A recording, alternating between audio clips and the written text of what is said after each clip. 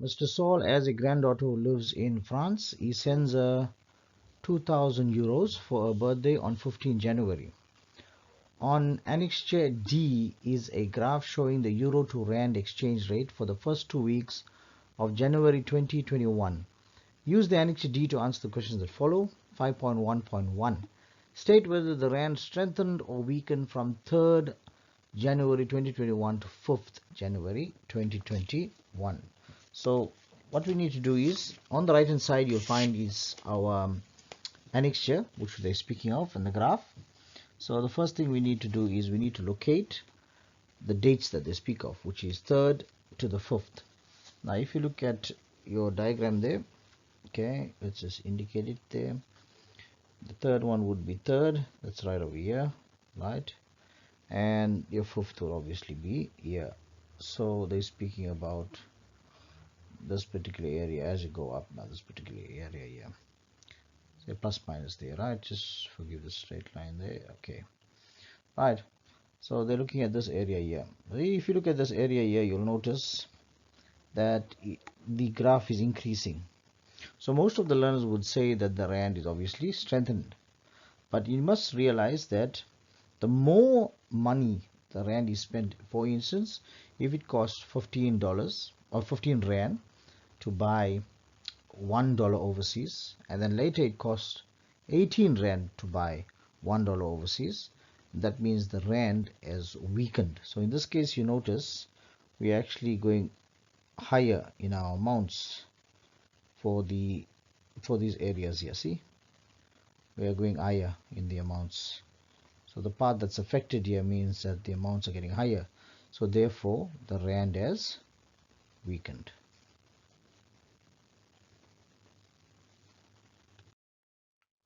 Okay, calculate in rand how much Mr.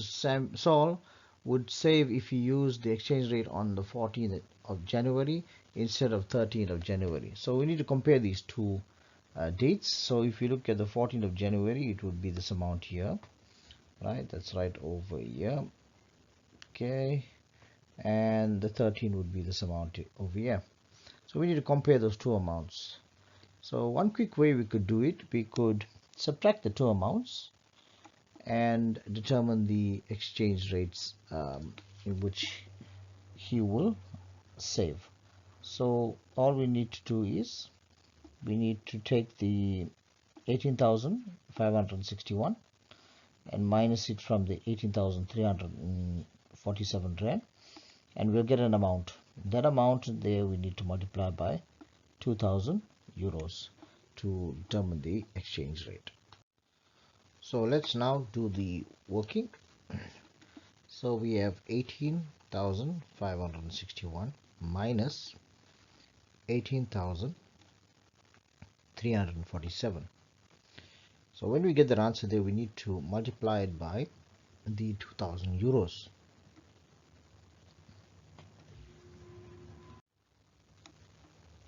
And this would give us an amount of 428 rand. Okay, alternatively for 5.1.2, we could do it another method where we could find the exchange rate for the individual amounts here, and then we subtract it. So let's do that approach there, just to give you an alternate method. So the first thing we could do is take the 18,561, we multiply that by the 2,000, which is the exchange rate, which is the money to be exchanged, sorry, and then we get an amount of 37,122. Okay, so next we need to take the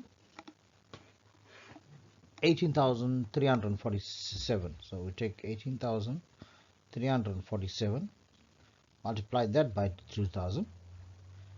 Okay, and then we get an amount of 36,694. So now what we can do is subtract those two amounts. 37,122 minus 36,694, and you'll notice you get an amount of 428, just as the previous explanation showed. Give one possible reason for changes in currency rate. Okay, so here we could speak about political unrest. Okay, so political unrest, what would happen is that you would lose investors coming into the country and obviously strengthening the currency. So this is what can change your currency um, rate. The other thing that we could speak about is um, the supply and demand of the imports and exports.